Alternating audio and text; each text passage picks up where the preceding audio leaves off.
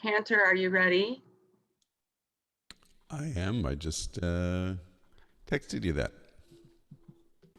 Okay. So it's 8:30 and I think we'll get started. I just want to say good morning and thank you to all of you for joining us. It's so good to see so many of you and your smiling faces. Thanks for joining us for this guided meditation. First, I just want to go over a couple quick programmatic notes. We want to remind you that this program is being recorded. Please remain muted so that we don't experience any feedback or interference. If you happen to have a question at some point, you can go ahead and put it in the chat and either Cantor Paul or I can try to answer it for you at the end of the program. Isn't this a great way to start the day? 12 years ago, when my family and I moved to Southern California, we enrolled our young boys in religious ed and became members at Temple Beth Israel in Pomona. If memory serves, we met Cantor Paul the first day we visited TBI. He was very welcoming and friendly, not to mention he's also a fellow Boston University grad.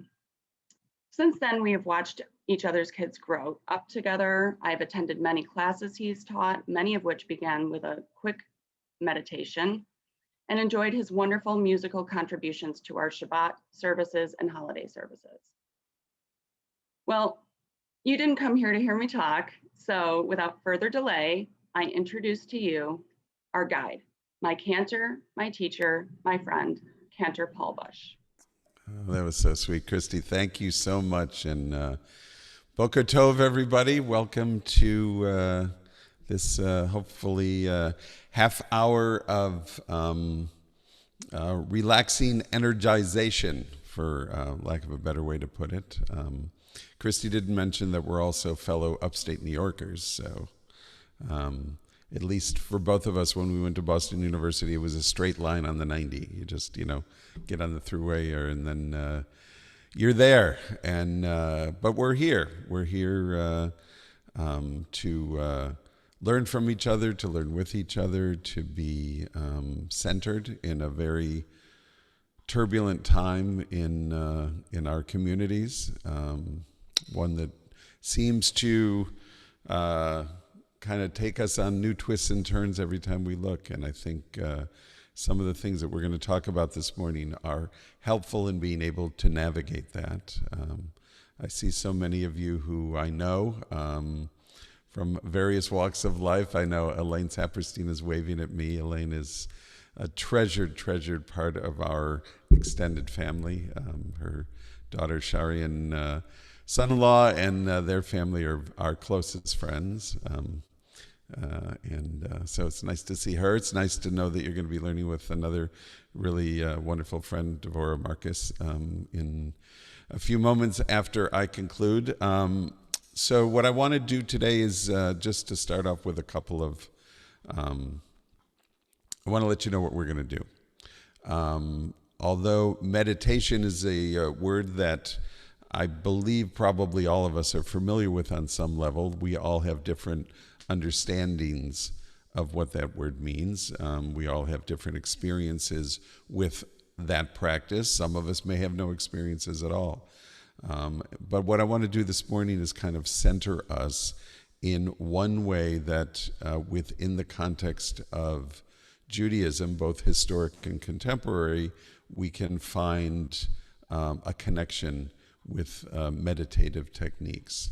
One of the things that I've discovered through my own journey is just how much richness resides within Judaism. And one of the great gifts of the times that I think most of us have been living in, in the latter half of the 20th century into the 21st, is a lot of the hidden gems of Judaism have become bright, shiny objects that we can be aware of and that we can grab hold of and integrate into our own spiritual practices, our own life cycles, and our own characters. Really, really find all of the historical richness of Judaism, much of which many of us had never been able to be exposed to in whether it was our Jewish education as children or in the way that our Judaism was expressed in our families of origin. So, and I think meditation is one of them. So I'm, like Christy said, you don't come to hear me talk constantly, so I will try not to do that. But I do want to start out this morning with a little bit of a educational section. From there, we'll move into about probably 10 minutes or so of guided meditation. And then I do want to leave just a few moments at the end for any feedback and especially any responses that you're comfortable sharing with to the brief little, the appetizer, the Vorspiel of what Jewish meditative practice can bring in. What I have the PowerPoint that I'm going to use in just a second. I'll give Christy access to it as a PDF file, if only because at the end of it, it's got some resources that I think may be helpful for us as we go forward. Excuse me. So without further ado, I'm going to just share my screen. I'm sorry if that means that I shrink into a little box on your screen, and I'm sure you know that you can adjust your screens to make the PowerPoint or the screen share bigger or smaller. It's so wonderful to see all of your faces, but those can also be adjusted as you see fit. So here we go with a little background information. As I started to say just a second ago, meditation has a very long history and a very deep one within Jewish practice, one that has only become more evident in recent years, but has been there all along. So let's go back just a bit and talk about what meditation, what we're talking about when we speak of meditation. First of all, the use of meditative techniques, relaxation techniques, ability to a greater ability to focus the mind on certain aspects of life is it's likely as old as human civilization. It's really, from my perspective, likely as old as creation itself.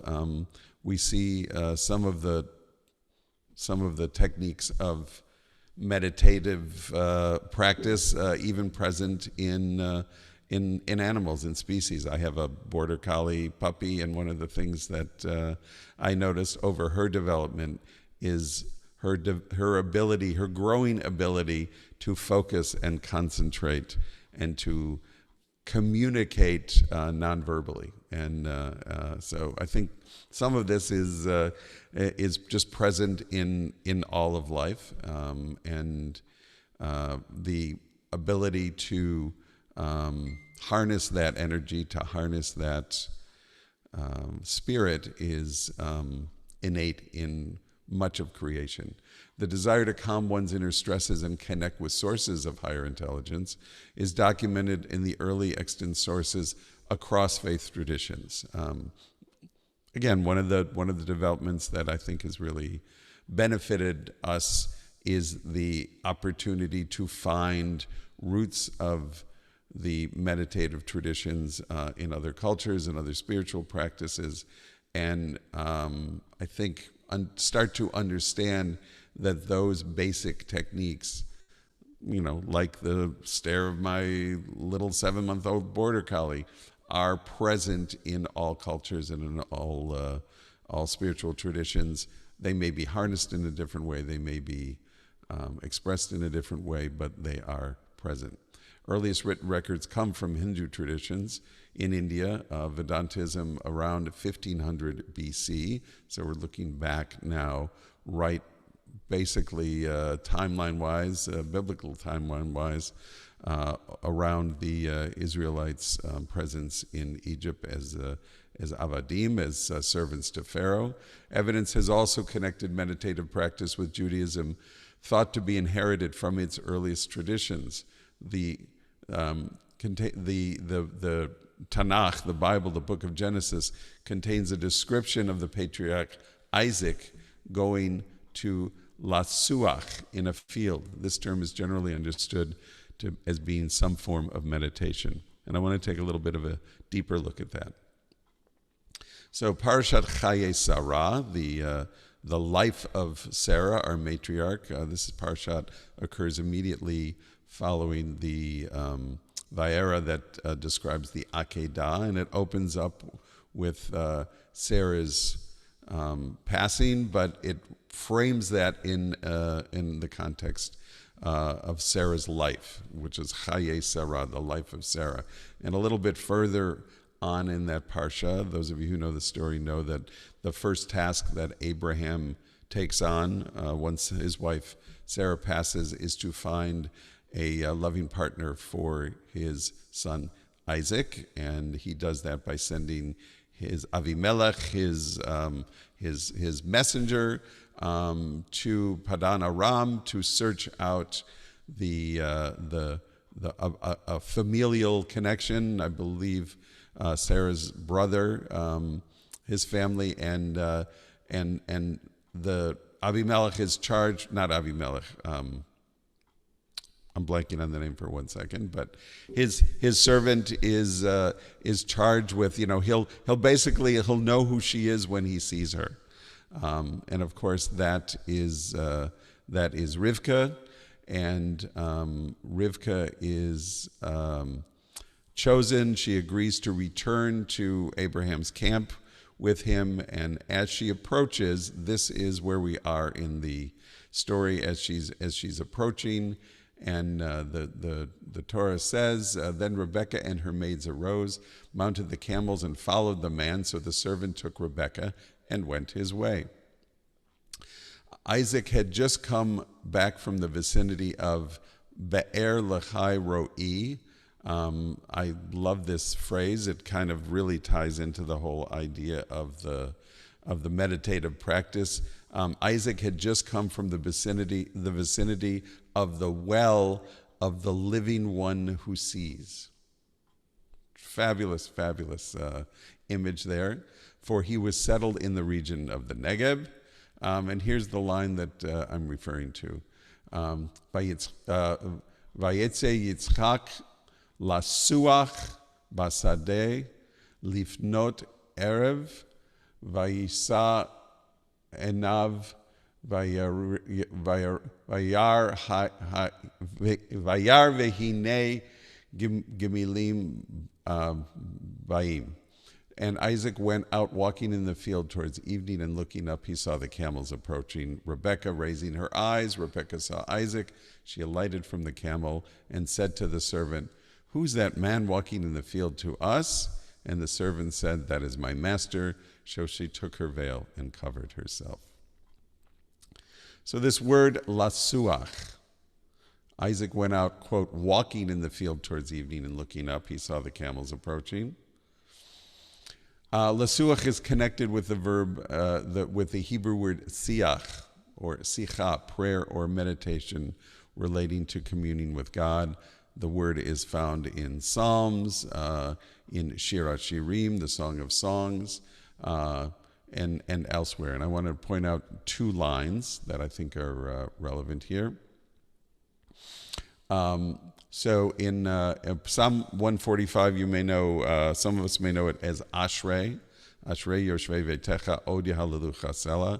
Happy are they who dwell in the house of Adonai.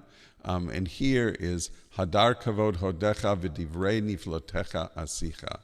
The wondrous majesty, the glorious majesty of your splendor and your wondrous acts I will recite. Okay? Siach is often used as the word for verbal speech, but it's also been clearly connected with nonverbal communication, right? So one of the things that we are given the opportunity to do through Words of Ashrei is to continually connect through that higher source by meditating on the wondrous acts, on the miracles of daily life, if you want to put it that way. And I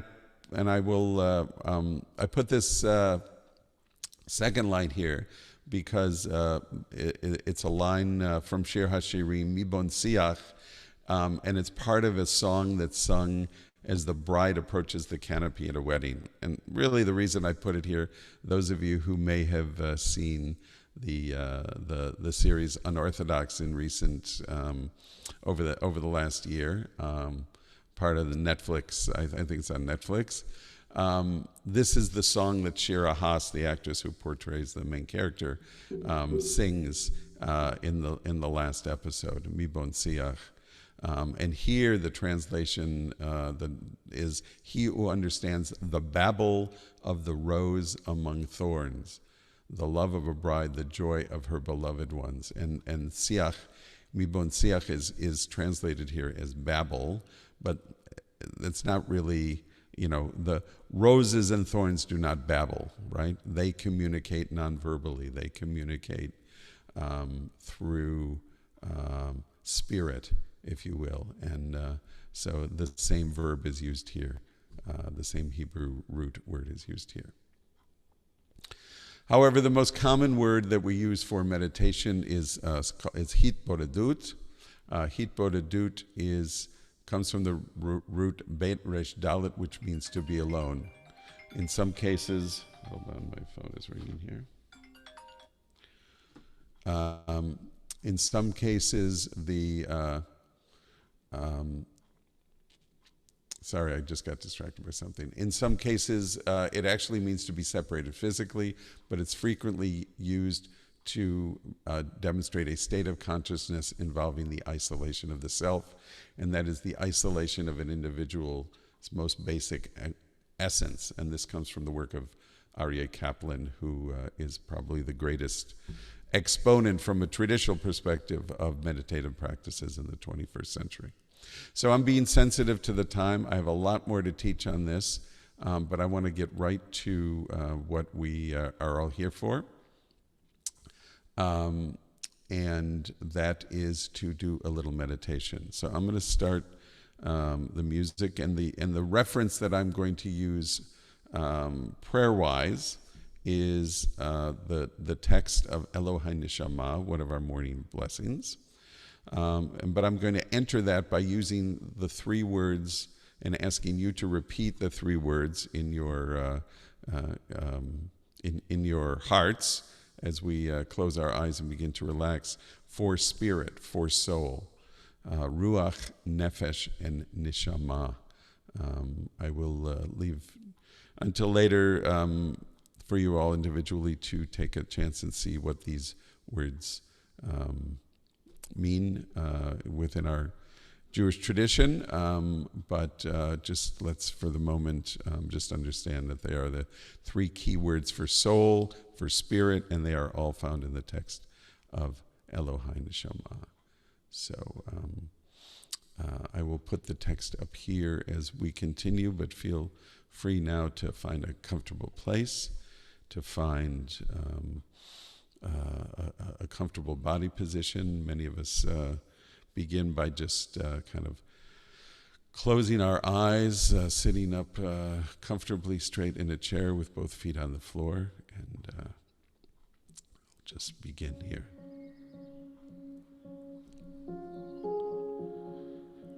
So as I just mentioned, we have three words in the Hebrew tradition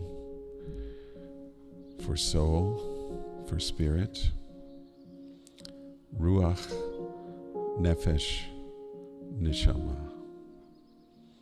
So what I'm going to ask you to do is, as I recite the word ruach, you're going to breathe in gently.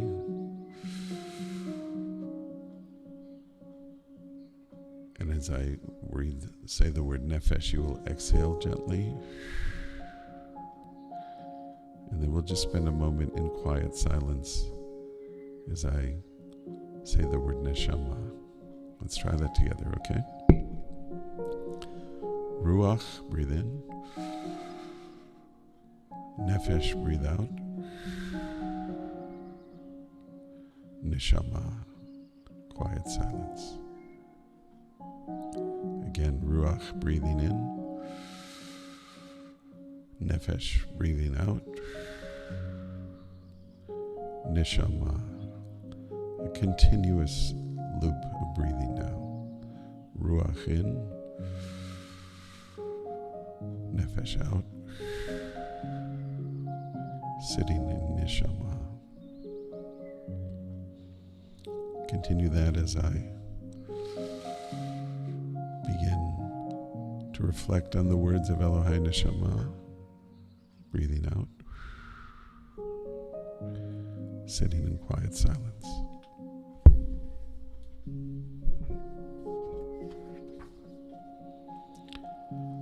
Each breath we take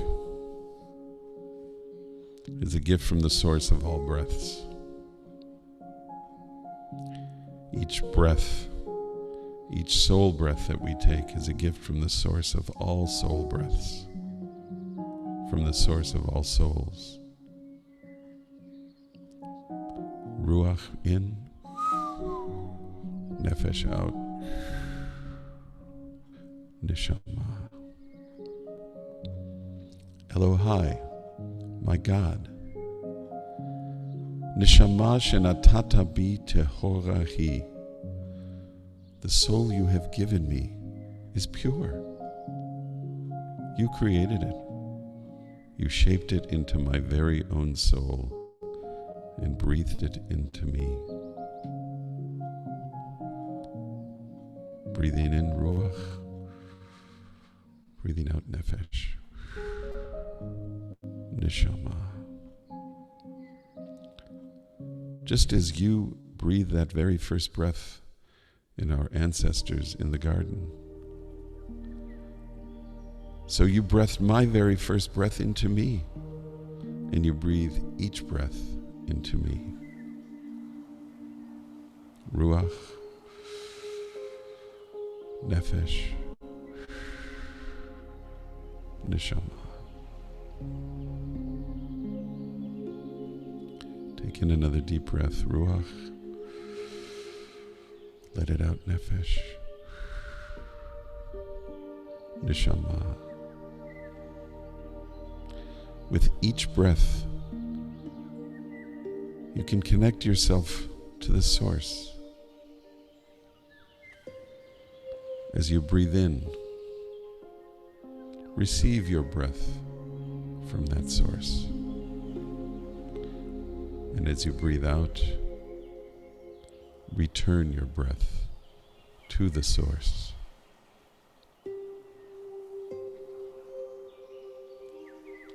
The Holy One, Adonai Eloheinu, is really only a breath away. God is only a breath away. As you breathe in, Ruach, receive your breath from the source. And as you breathe out, Nefesh, return your breath to that source. As we dwell in Neshama. So we'll just take a minute of quiet reflection together.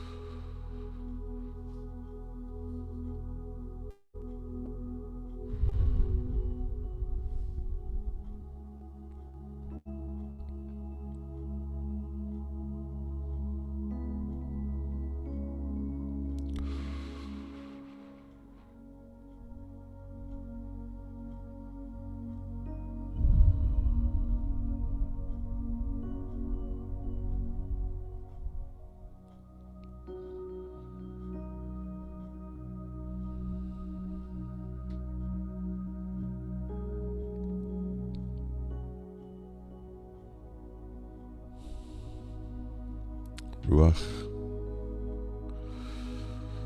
Nefesh, Neshama.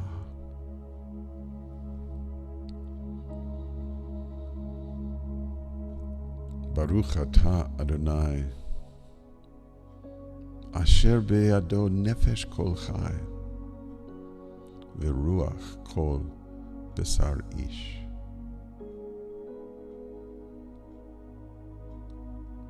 Holy One of blessing, your presence fills creation, for it is in your hand, the living force of all that exists, of all life, and the spirit which infuses all of life comes from you. And as we now kind of start to return to the here and now, return to the present, I'm going to count up from 1 to 5. On each ascending number, you will become more and more aware, more and more present, so that as you go out and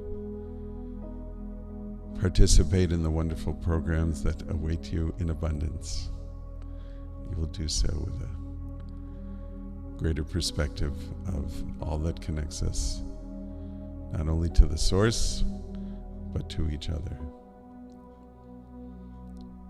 And let us say together, Amen.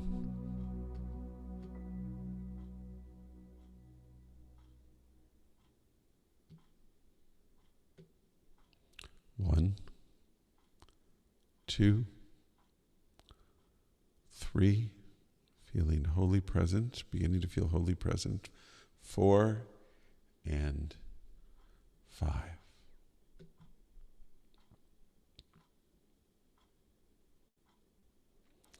I know we only have a couple of minutes, but anyone have anything to share about their very brief experience? Sorry, we didn't get to, didn't have the time to do a little bit of the full warm-up I had hoped we would have, but I'm going to ask Lisa if she wants to share. She has her hand up. Hi, Yes, Lisa. thank you. I was very impressed that we had that little background that you prepared, not little, the background that you prepared as to why we would want to meditate, why we would want to be like Jacob, be like the various masters in our tradition. It Beautiful. was just how you said God is only one breath away, and that kind of brought everything back to a focus. But I was really glad to have that teaching beforehand. It really helped. Thank you, Lisa. I'm glad you found it helpful. I think it's I prepared what I prepared, and I teach how I teach because I think there is somewhat of a hesitancy when we do practices such as we just experienced a little bit of, that somehow it hasn't fully found its place within Jewish tradition. And from my perspective, there is so much that connects meditative practice to Jewish tradition. It's important that we all know what the sources are and how we can learn, how we can educate ourselves, I guess, so that our practices feel not only organic physically, but organic intellectually as well. Anyone else? Janet? Sherry Langer. Oh, you're muted, Sorry, Sherry. you're muted.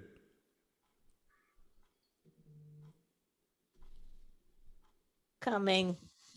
I want to thank you so much. I do guided meditation as well, but I really, really, really appreciate your teaching beforehand.